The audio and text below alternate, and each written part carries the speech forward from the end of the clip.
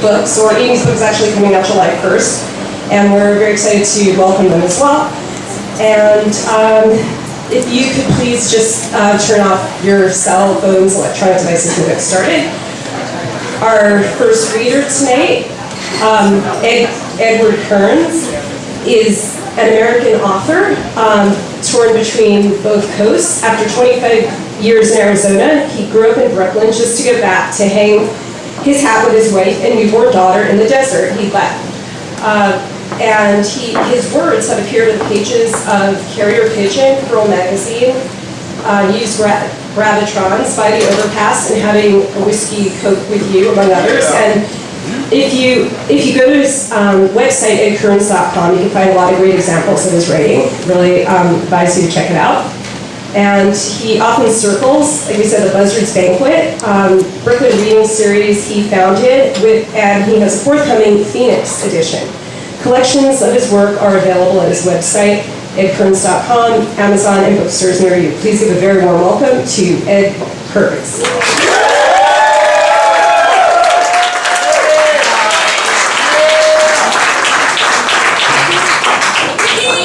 Thank you, guys. Wow.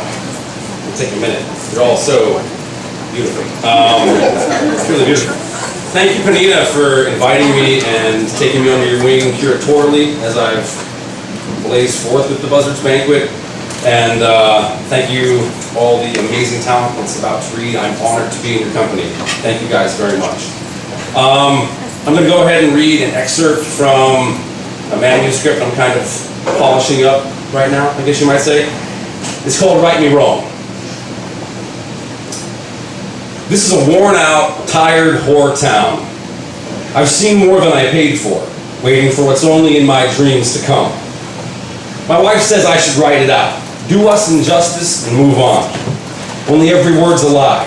Stronger the fewer there are, and I don't have time to make them right. We're not running away from anything or going back to the desert to die. We're moving on to the rest of our lives. New York City's unsustainable. No one gets out on foot. It's consumption, and we're consumed. Poisoned by the fact we're never alone. Drowning in a sea of the rest of us who don't share spit, but the fact with the ass of the same big joke. Knock, knock. Who's there? You. You who? I don't answer the door for owls, Coley giggles, squirreling out of her seatbelt. I shake my head. Dumb. Try to watch the road. You gotta do better than that or I'm gonna pass out and kill us all. Camber barks. He's our youngest. Turmeric's sleeping, 12 years to his 3. They're Cocker Spaniels, a bastard and a bitch, along for the ride across the country. Born and raised in Arizona, I grew up in Brooklyn. 7 years, now we're packed up and cashed out, moving back. This far down the road, you'd think I'd be able to hit the brakes or the gas someplace else, but I can't. New York doesn't make you smarter, harder, or stronger. It makes you more you, and we're in this together. Of course we are. She strokes my thigh. Hi. Always. At the hotel, we fuck with the dogs in the bathroom, working on a family. Working's the word, and practice makes perfect. We've gotten damn good at it. Every day at least twice. No place is off limits, long as the dogs aren't watching. Didn't used to mind, then Camber mounted turmeric with his lipstick out, and that was that. Yes. Now he paused beneath the door, whining for his sister till we're done. He can smell it, I tell Coley after. It's instinct. He's licking my mouth while I talk, tasting mommy on my tongue. That's gross, she stands for the bathroom. I bet that's why he eats my panties. Look, she throws me a chewed up hair off the floor. Don't ever do that again. Like I said, I was born where we're headed, a desiccated Maconian kid bathed in shit. Filthy from the start, I had to find a way to get the stink off. Drugs and sauce and smoke make great distractions, but nothing beats a few minutes alone when I shouldn't be. Not that I do anything wrong, all right, it's how I survive. But I need to hear the voices in the moment, the rhythm, and I have to be alone. Right now, she's naked, curling her body into mine. I bite my words, I guess not, cuddle up and fall asleep in no time. Seems we've been like this for years, on the road in hotels, but it's less than a week. Everything's the same, everywhere.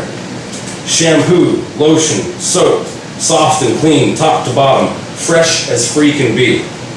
So we pack it up, sleep in the next state, and drink enough to fight enough to fuck. Without a little help, we get along great. A bottle of gin usually does it. Off the route in Appalachia, to cut loose, dogs in the truck, barking. Love. It's the only way we'll make it. Never drunk and spiteful. Anger's everything though if you think about it. Love's anger waiting, depression angry pain, pain hurtful anger, and happiness pisses everyone off. We scream, scratch and fight while I'm inside her, then roll over to sleep it off after. We gotta stop, she says halfway through Nebraska. Seriously, we can't keep doing this. She grabs my knee. Pull over. I do, and she keeps at it. By the end, we're bruised in the cab, laughing ourselves dizzy, sweating. We broke the rule, but the dogs are quiet. After another nap, we drive on. Seems everyone's on the same road, doing the same thing, pulling off long enough to fool ourselves into thinking we have a choice whether or not to keep going. Of course we do, she follows. We could be Thelma and Louise right now if we wanted, and she pushes my leg and screams, "Just keep going!" "You sure, Thelma?" I play along, fighting to keep the wheels steady. "Hell yeah!" She pushes harder, digging her nails in. "Just go, baby, go!" The needle hits 90 through construction, barricades screeching the side of the truck, road so narrow I'm nauseous. She starts cackling and turmeric barks. Cam Barrett's whimpering. He takes after his father. To tell you the truth, I'm terrified. I know where we're headed. What'll happen when we get there, I haven't a clue. We've got an apartment smaller than the one in Brooklyn. While we get settled, we said when we signed, eyes on buying a house to not settle down in, but invest. Our parents can't wait. They say we're coming home. I don't even know where that is. It's here. Coley holds my hand, smiling. And here, slides it up her skirt. Here we go again. Come to think of it, I can't remember the last time she had a period. So I ask. "Doesn't matter," she pants. "It's good for the baby." I pull back. "Are you?" She bites her lip, and I'm sick. Walking out the bathroom at the next hotel, she holds her head down, frowning through her curls. "Don't worry, baby," I hold her. "We'll keep trying." She wraps her arms around me, jumps and does the same with her legs. "You're gonna be a daddy!" Her weight and words hit me and we fall on the floor. She's laughing, dancing over me, throwing her hair like a porn star. I watch her, wondering how this will change my writing, characters, and content.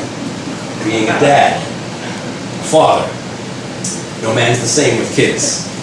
So we stay up crying, cuddling pregnant. "Let's drive all the way tomorrow," she says. That's impossible. I'm caught off guard and tell her we can't. She keeps crying.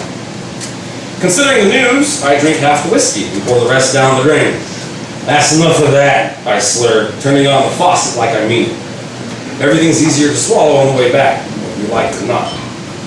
"I want to learn to sail," I spit over the toilet, Coley holding my hair. "Raise our kids at sea and dry out." But we both know better. It's going to take time to untie the knots this place is tying. The American road. Finding myself in every story hiding. Writing even when I'm not. Out here, I've got time I never had in the city. Weekdays ground into the ground, drinking off the weekends, if only I could use them. As a kid, I acted out stories for hours, days on end, arcs to the point of serials lasting years. This is just that. Words flowing through me, out my fingers onto the page and into you, bullshit or legit. Don't believe a bit of it, we got it all wrong. That's the point. Every face I've passed and person I've known washes through me if I let them. And now more than ever, I must. I'm a father in progress, pregnant with all this. No more wasting my time, no more hiding, no more forgetting what I'm here for, no more smoke, and no more whiskey. Those days are over. They don't have to be. She's being nice. You can do whatever you want, rubbing your belly. She smiles. I just gotta behave. Fitting all this happens out here, between where I was born, where I grew up, and whatever comes next. I watch crops cut the New Mexico dusk out the window as we drive against the sun. Green long-legged men sprinting on both sides. And I want to run with them. "Ronnie!" Coley runs to greet my mom at the homecoming dinner we host for ourselves a week later. "It's so great to see you." "Is that smoke?" Mom offers half a hug. "Is something burning?" We hadn't noticed, but she's right. Oven preheated, we open the door to find what looks like a Christmas ham. Rock hard, charred black and smoky.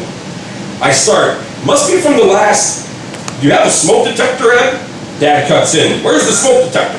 There has to be one. It's the law." Chloe's folks are late as always, pulling up in her dad's new convertible. He lives in San Diego, far enough away to keep things interesting. Dinner goes as it always goes. Down. Lectures all around about our drinking. How it has to stop. Not around the baby. Never drink and drive. What it really means is no more pre-noon shots, stumbling the streets, passing out on trains, or being carried home by strangers. No more friends without kids, traveling, or fucking as loud as we want in whatever room we choose. No more stomach aches, retching, or drinking from the bottle. Leave that to the baby. That's my problem. I never got off it.